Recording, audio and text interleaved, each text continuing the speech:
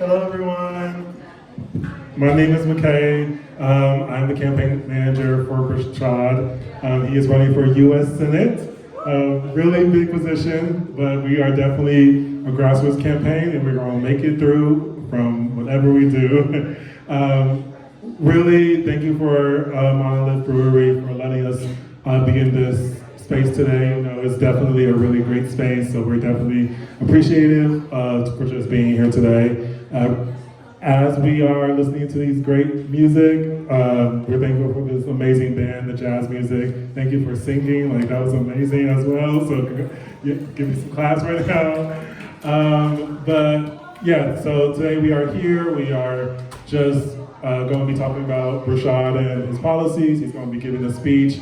We are going to be encouraging questions today. So ask as many questions as you want today because we definitely want to hear from you.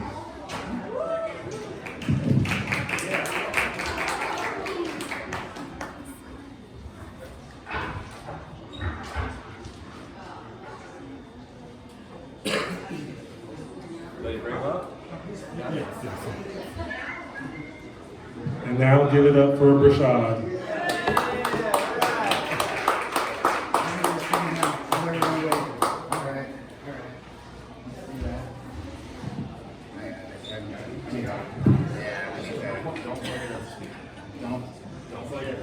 I was just going to test it. Can I test it? Did it do anything? It's not a laser beam. Trust me, it will. It will, like... Get close enough. Oh, okay. All right.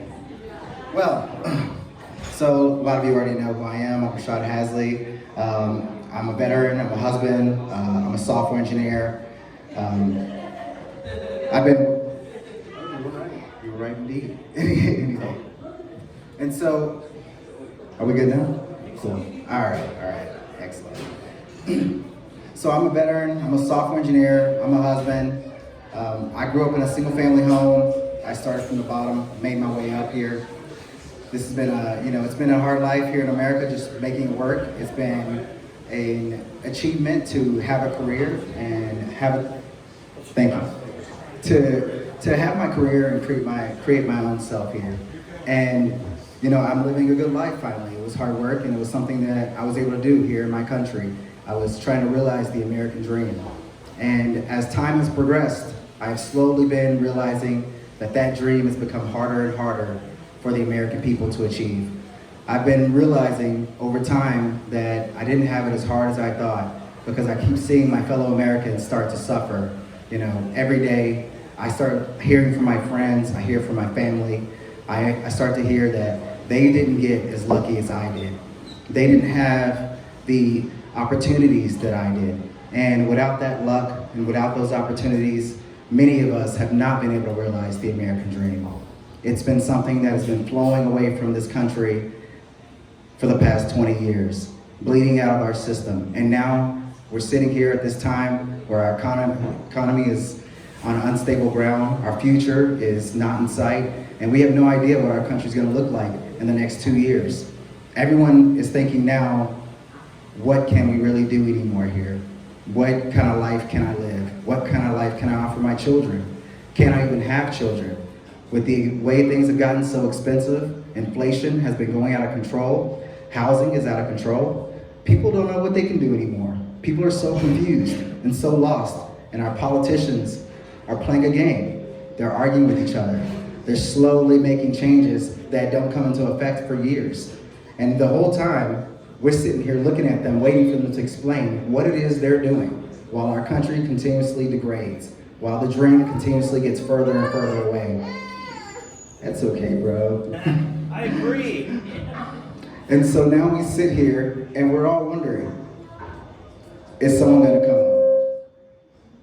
Sorry, my mic guy's having a time with it. You good? Yeah. Cool. And so, once I realized this, and I realized what our potential future looked like, I started to have some serious thoughts about my life here in America. I spent some time overseas working in Germany. It's where I met my beautiful wife. And I realized that although our country is quite unique and it does offer some great opportunities, we are not quite the greatest nation out there. We are still the richest, but not the greatest. And that's one big gap that we should all be realizing. We are the richest nation on this planet, point blank. Yet, many of you probably don't feel like you're citizens of the richest country on the planet. When we say the richest country on the planet, that's what we mean. Do you feel like you're a citizen of the richest nation on this planet? Because if you don't feel like you're a citizen of the richest nation on this planet, that is because we have a failure of our leadership. The quality of life in America has not been increasing with the expenses and the profit that our country brings in. We hear every day now about large corporations getting record profits, trillionaires now, billionaires now. We hear every day about how all these new companies are making these huge changes in technology and advancements with artificial intelligence. We hear also every day how they're firing thousands of employees anytime they want. It's insane. You're like, how are you firing 4,000 employees yet you're able to break record profits this year? How are the rich getting richer yet the US dollar value has dropped over 10% in the past 6 months alone? The stock market plummet. They tell us we lost trillions of dollars in the US economy, yet trillionaires are still gaining more money. That should tell you everything you need to know about what our government is doing. Left, right, who cares? In the end, everyone's suffering, and that's a real problem. The right, they're suffering too, but instead of just looking for help, instead of having empathy, they gave them someone to hate. They gave them someone to point fingers at, and that's blinding them to what they really want, which is change. Like all of us want change. We want to make sure that we're actually being represented in this government.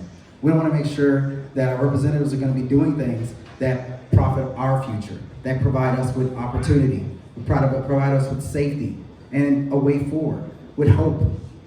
We're the richest nation on the planet. We should be bragging about it, but no one's going to brag about it. The average American is not bragging about being the richest nation on the planet. We're sitting here like, yeah, I know we're broke, and if I get any kind of medical issue, I'm in debt forever. And I think that's going to be a huge issue. That's got to be the problem that we all start to look at and notice. That's got to be what makes us join together. Because, believe it or not, this division cannot last. We cannot continue to have left and right. It's not a plausible future. That only leads to conflict. And conflict leads to the end of America as we know it. So we have to look at uniting each other. We have to look at what truly brings us together. We need medical care? That's exactly right. Everyone does. We need a better economy. We need opportunity. We need jobs. We need to know that we have a future that we can depend on. We need to know that we have a future to give our children. We need inflation to be down so we can have children. They just had a meeting about the fertility rate in America being less than 2%, or ratio of 2. And I mean, like, what do you expect? You expect people to go out and have babies in this economy where they can't even make sure they're gonna have a job next month? You got artificial intelligence replacing jobs with no oversight, no regulation. Just gone, next day, that's it. You've got Doge coming in, firing thousands of people on the whim, without any background, without any knowledge. Every day, we're hearing about the suffering of our fellow Americans. Every day, we're hearing negative. There's no hope. There's no one talking about changing things for the better. There's no plan. Where's the plan?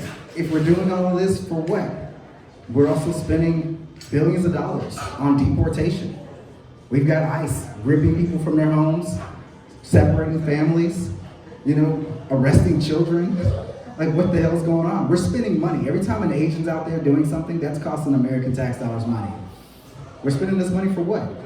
How is that going to save us? How is that going to save this nation? How is that going to provide us with a better future? The guy picking the apples in the field is not going to change anything besides not having apples next year, besides a food shortage in the next coming times. So where do we make those changes? When do we make those changes? We need a plan. We need people who provide solutions. And we need politics to change. We need the culture of politics to change. We can't continue to have this same culture. We need to start having expectations. We're not stupid anymore. This isn't the 1970s. They don't have to go over there and create policy and do things behind our back and just tell us, oh yeah, no, everything will be great. That's not gonna work anymore because our society moves at lightning speed. and our government moves at a snail's pace. And that's no longer plausible. That's no longer an option anymore. Our society and our government need to move at the same pace. That means that we need to change the way politics even occur. Change the way we implement policy. Change the way we talk about policy. Campaign on our policies. Campaign on the changes we want. Build a coalition of the many. When we want to make changes, we think about what legislation, we need to say, we're going to create this piece of legislation. This is what it's going to do for you. This is how it's going to change your future. This is what it's going to cost you to implement. That's the things we need to know. They need to break it down to, advertise on it. They need to make sure that when we push forward new legislation, that every single American is aware of it. Every single American knows what the legislators are doing, when they're planning on doing it, and how it's going to affect them. They want to know how it's going to change their lives. And so we need to change how politics works. We need to make sure we, the American people, have true representation. That means having people at our grassroots campaigns, having people who are actually going to listen to you, who actually know where you come from. Having people who live paycheck to paycheck would be ideal. Having someone who's worked hard in this environment to be where they are. That's what you need, and that's what I'm here to do. I'm here to make sure that we have real representation. But we have people who also know how to listen, who know how to create a plan, who know how to create implementation for these plans. Obamacare took 10 years to implement. It was signed in 2010, and it didn't fully get implemented until 2020. That is insanely late for changes that the presidency is over with.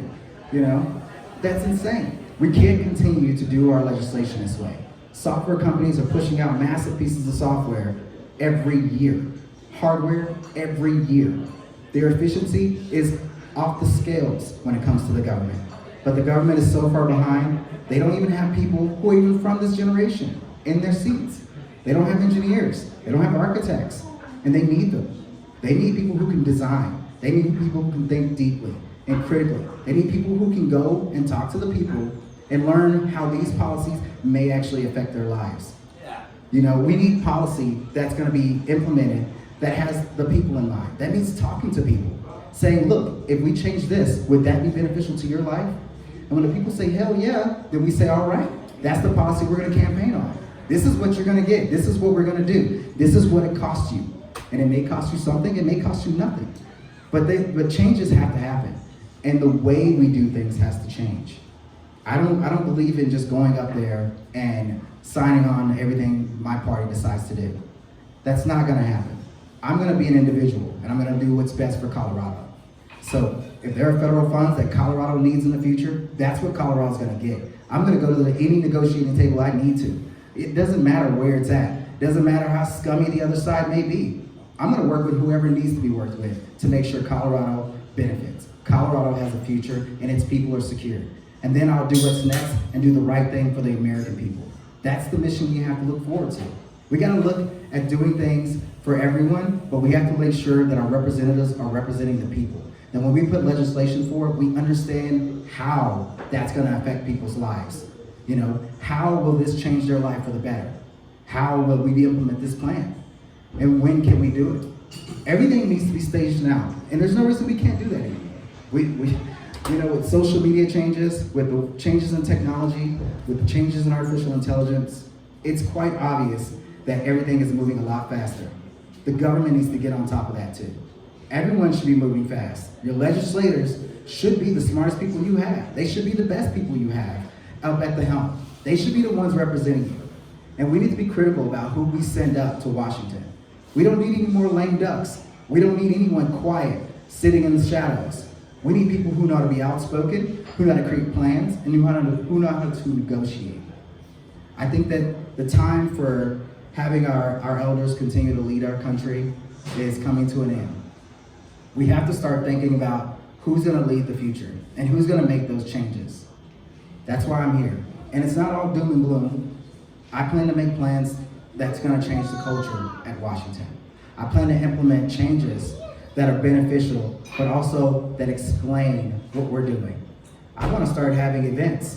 I wanna create legislation for a year and say, look, we're gonna have an event where we talk about everything we plan to implement this year. I wanna bring people in, have invites, and we go over every policy. It's gonna be video. It's gonna be on social media. It's gonna be up front and forward. Everyone's gonna know what your representative is doing. Everyone's gonna know what type of plans we plan to implement and how that's gonna change your life. Everyone's gonna know exactly what a policy does. There will be no more guessing, does this give benefits to illegals, or there won't be any of that. We're gonna have a whole TED Talk about it. Why not? This is the age of social media. We should be connected. We shouldn't be separated. We shouldn't be broken apart. We should be connected. Our message should be clear. It should be easy. And the American people shouldn't have to worry about it. They can spend 10 minutes to look at what we're gonna do, and then they can say, this sounds great. All right, now I know what my legislator's doing for the rest of the year. That's what they're working on. And anytime something changes, guess what? They're gonna be online again, making a video, letting you know, advertising it, and bringing in everyone we need to create the coalition to pass these pieces of policy. And that's another thing I want to talk about, how I plan to pass policy. Passing policies that actually create change is quite difficult. The lobbyists are strong, the corporate PACs are big, and they have power, real power, not just over Republicans, but Democrats too. And fighting that is going to be very difficult. And the only way to fight that is to make policy public, to make it a campaign of the people. Every time I go to a committee with my policy, and I go to this committee to pass my policy, we need to know who their representatives are. We need to know that we've already been advertising in their district. When I create a policy, I'm gonna create advertisement in their district. And I'm gonna call out their name specifically. And I'm gonna let the people know in that advertisement that their representative is in charge of this actually passing. Their representative is in charge of this actually getting on the floor. People are gonna know details, extreme details. They're gonna know exactly who's voting no on things before they even get to the floor, because I'm gonna put them out there. I'm gonna put everyone on the spot. It's time. I'm done with the games, you know? I'm done with the back and forth. Everyone needs to actually implement change that's effective. You know, we can't just say good things. We have to actually do these things. People like to say pretty words. They like to say they're gonna give you Medicare for all, or, you know, other, you know, lower the grocery prices. They like to say they're gonna do these things, but what's the implementation? What's the solution? What's the real plan to make those changes occur? And that's what we're gonna be missing. So I'm gonna solve that. And those are the type of policies I'll be putting forward. That's the type of legislator I'll be. I'll come out to you, I'll talk to you about the problem, and then I'll bring you a solution. It's that simple. And then after I have that solution, we're gonna campaign that solution, all right? We're gonna campaign it at every committee's district, because committees are the ones who block legislation from happening. They're the beginning for any legislator. They're step one after we create our policy. And so we're gonna get past those guys and get these bills to the floor. And we're gonna campaign and create a coalition on the floor so that these things can actually pass. And we're gonna have implementation plans so that these things don't take years to actually affect the lives of the American people. We can't keep waiting around. Everything moves so fast now that we can't create legislation and say, oh yeah, in 3 years, they'll finish creating the software to actually let people use this new bill. That's not gonna work anymore, all right? So with artificial intelligence, with the movements in technology, there's no reason why we should be waiting years to have our actual legislation implemented. There's no reason, you know? And we won't let that happen, and I won't let that happen. That's gonna be my promise though, is to be an effective legislator. That's also why, you know, I don't wanna create more division.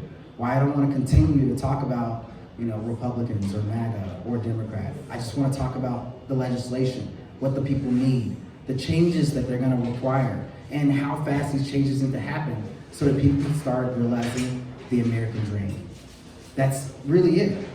The American dream was the big sell. It's the reason why we have illegal immigrants here. It's the reason why people come here every year. Yet it's impossible to grasp now, unless you get lucky, or you're a Negro lady, which, you know, that's also luck. So in the end, we need to start working on creating opportunity for our youth and creating stability for our elders. You know, when we want to make changes in healthcare, we're going to have to start small. This is true. But we need to layer these pieces of policy on top of each other to create a true healthcare policy that provides Medicare for actual everyone. And the only way to do that is to break these things into pieces and create a coalition of the willing to make this pass. But that involves, again, changing the way politics is working. Politics has been failing us for over 20 years now. It's been the slowest process in our nation. We cannot allow it to continue to be the slow draw that allows us to fall through the cracks while they up at Capitol Hill make their arguments. We can't continue to let that happen. So we need to send representatives up to Capitol Hill who are gonna speak for us, who are gonna know us, who are gonna know what they plan to do, who are gonna know how those policies are gonna actually change our lives, and who are gonna actually sell it, who's gonna negotiate it. We gotta get these things done. I think sitting around for years, getting nothing done is just completely unacceptable.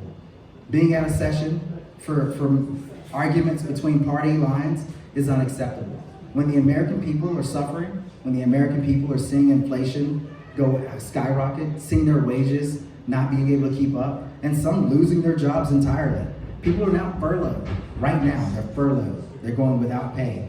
Yet, our current regime is sitting up at Capitol Hill and they're building a new ballroom. So, I think the priorities obviously aren't on our side. We don't have leadership who are thinking about the people who live paycheck to paycheck. And that gap in leadership means that we need to have our representatives who are able to argue for us, who are able to champion for us. We need them to be outspoken. We cannot have this lower volume, Republican this, Democrat that. We can't have these arguments because people are suffering. And when you're worried about your groceries, when you're worried about your mortgage and your rent, you don't care what's going on up there. You care about making sure your life is going to be livable in the next year, livable in the next month, some even the next day. And that's just unacceptable because remember, we are citizens in the richest nation on the planet. When they say they don't have the resources, when they say that it's too complicated, that's just not true. Let's get real, all right? Because we live in a country where we're not only the richest nation, but where our people, we spend more money on war now than we do on any other subject in our lives. We can spend money for war, we can fund war, but we can't fund childcare, we can't fund healthcare. Make it make sense. We can spend all this money on our allies, but we can't fund prescription drug prices for our elder or for people with pre-existing conditions. That's unacceptable. We need to start holding our legislators accountable, holding our country accountable. We are entitled to things. You pay taxes. There's nothing wrong with that. I want everyone to realize that you live in the richest nation on this planet, and I want to go up there to make sure you feel like you're a citizen in the richest nation on the planet. That's my goal. Every American should feel like they're a citizen of the richest nation on this planet. And that's the big change we need to push. And how we do that is going to be changing politics entirely. So I just want to leave you with that. I want to let everyone know that I'm going to continue to fight. I'm going to continue to make moves forward. I'm going to continue to create solutions because we cannot let this slide. We cannot continue to let things go the directions they are. We must create the change that we want to see, and that involves our efforts here now, today. And so thank you all for coming out. This is our first run, but we're going to have many more in the future. Thank you.